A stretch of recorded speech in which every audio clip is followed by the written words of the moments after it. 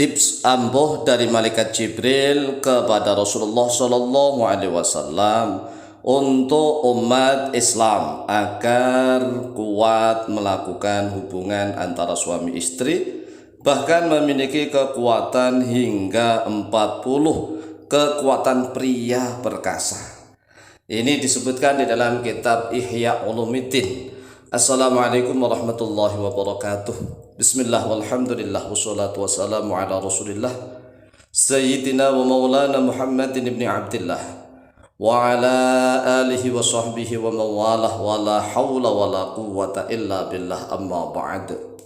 Saudaraku kaum muslimin wal muslimat rahimakumullah, wabil khusus saudara-saudara kami para pecinta dan subscriber channel YouTube Tafsir Al-Mu'allim dimanapun berada, yang tidak lupa dan tidak bosan-bosan yang senantiasa kami doakan semoga Allah Azza wa Jalla memberikan kesehatan, sehat walafiat lahir dan batin. Semoga Allah Jalla Jalaluh memberikan rezeki yang melimpah ruah, harta yang barokah, menjadikan anak-anaknya anak-anak yang soleh dan solehah, dzurriyyahnya dzurriyyah yang thayyibah, hidupnya sukses, bahagia dan selamat di dunia dan di akhirat. Amin amin Allahumma amin. Saudaraku kaum muslimin wal muslimat rahimakumullah, kembali lagi kami Al-Faqih Al-Mu'allim akan memberikan tips. Ini adalah amalan khusus. Pada suatu ketika Rasulullah SAW bertanya atau mengadu kepada malaikat Jibril tentang kondisi beliau yang kurang gairah. Pernah Rasulullah SAW kurang gairah untuk melayani istri-istrinya. Kemudian malaikat Jibril memberikan tips, dan tips ini bisa diamalkan oleh umat Islam. Ada di dalam kitab Ihya Ulumuddin milik Imam Al-Ghazali. Dzukira fi Ihya Ulumuddin, telah disebutkan fi Ihya Ulumuddin di dalam kitab Ihya Ulumuddin, yaitu miliknya Imam Al-Ghazali rahimahullah taala. An Rasulillah sallallahu alaihi wasallam, dari Rasulullah sallallahu alaihi wasallam, annahu, bahwa sesungguhnya beliau Rasulullah qala, yaitu telah bersabda oleh beliau, syakautu ila Jibril ad-du'fi minal wiqa'i fadallani 'alal harisati. Syakautu, telah mengadu oleh aku, kata Rasulullah, ila Jibril, kepada malaikat Jibril, du'fi, tentang kelemahanku, 'anil wiqa'i, daripada berhubungan badan antara suami istri. Fadalla, lalu menunjukkan oleh dia Jibril ini kepadaku, alal harisati, atas al harisah. Harisah itu apa? Harisah adalah semacam bubur tapi banyak rempah-rempahnya. Nanti insya Allah di akhir video akan kita tunjukkan bagaimana cara membuat bubur harisah. Kita akan melanjutkan dulu keterangannya. Waruwiya an Abi Hurairah radhiyallahu anhu qala, dan telah diriwayatkan dari Abu Hurairah radhiyallahu anhu qala, telah berkata oleh beliau Abu Hurairah, syaka Rasulullah sallallahu alaihi wasallam ila Jibril qillatal jima'i. Ini intinya hampir sama ya. Syaka, telah mengadu Rasulullah oleh Rasulullah sallallahu alaihi wasallam ila Jibril, kepada malaikat Jibril, qillatal jima'i, tentang sedikitnya jima', kemampuan beliau yang menurun saat itu. Fatabassama Jibrilu hatta tala'la'a majlis Rasulullah sallallahu alaihi wasallam min bariqi thanaya Jibril. Fatabassama, lalu tersenyum Jibrilu oleh Jibril. Malaikat Jibril tersenyum tatkala Rasulullah sallallahu alaihi wasallam mengadukan tentang qillatal jima', sedikitnya hubungan badan. Fatabassama Jibril, lalu tersenyum oleh Jibril hatta tala'la'a, sehingga berkilau-kilau majlis Rasulullah sallallahu alaihi wasallam, oleh majlisnya Rasulullah sallallahu alaihi wasallam. Mengapa majelisnya Rasulullah sallallahu alaihi wasallam bisa berkilau-kilau, bercahaya? Mimbari kithanaya Jibril, karena dari kilatan, kilau, thanaya, gigi-giginya Jibril. Malaikat Jibril tersenyum sehingga dari giginya itulah menimbulkan kilauan cahaya.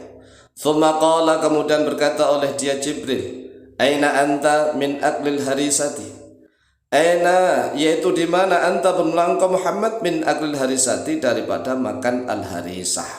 Ini juga intinya sama. Jadi Jibril itu bertanya kepada Rasulullah, kalau engkau memang sedikit melakukan hubungan badan, lalu bagaimana engkau daripada makan harisah, bubur harisah? Fa inna fiha, karena sesungguhnya fiha di dalam al-harisah quwwata arba'ina rajulan, kekuatan 40 laki-laki. Ini di dalam hadis ya. Jadi di dalam kubur harisah itu di dalamnya mengandung kekuatan 40 laki-laki. 40 laki-laki itu banyak. Ya banyak lah, nggak bisa kita bayangkan. Lalu apakah bisa diamalkan oleh siapapun? Boleh diamalkan oleh siapapun, baik itu yang masih muda maupun yang sudah tua, tapi dengan syarat asalkan sehat, tidak memiliki penyakit. Karena bubur harisah ini terbuat bahan pokoknya adalah nasi atau gandum dengan daging kambing.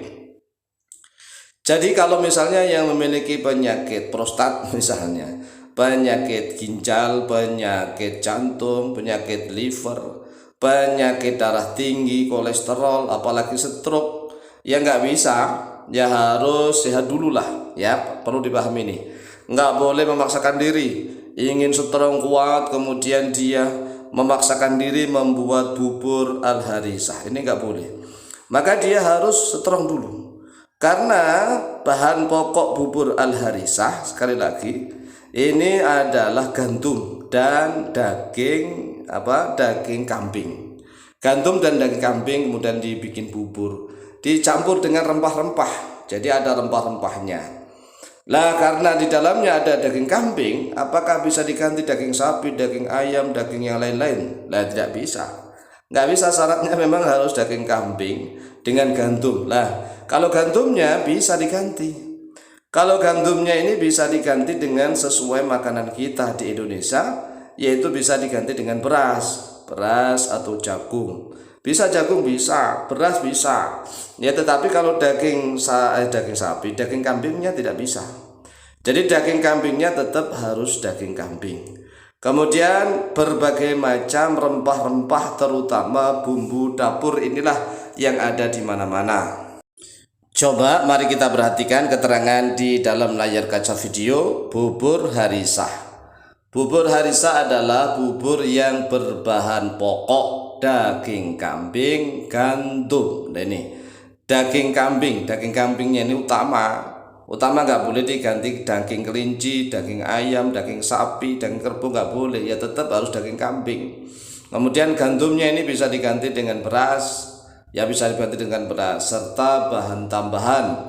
Nah bahan tambahan berupa bumbu-bumbu yang berasal dari Timur Tengah, ini sekarang di Indonesia sudah banyak sekali bumbu-bumbu yang berasal dari Timur Tengah, tetapi sudah banyak beredar di Indonesia.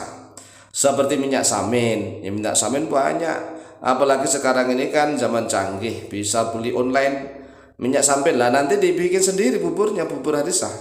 Kemudian kapulaga, herbal dan rempah-rempah. Lah rempah-rempah ini yang dimaksudkan adalah rempah-rempah ini adalah merica, singkat merica, kemudian bawang putih, ya dibikin suatu resep lah, diaduk, membikin bubur harisah.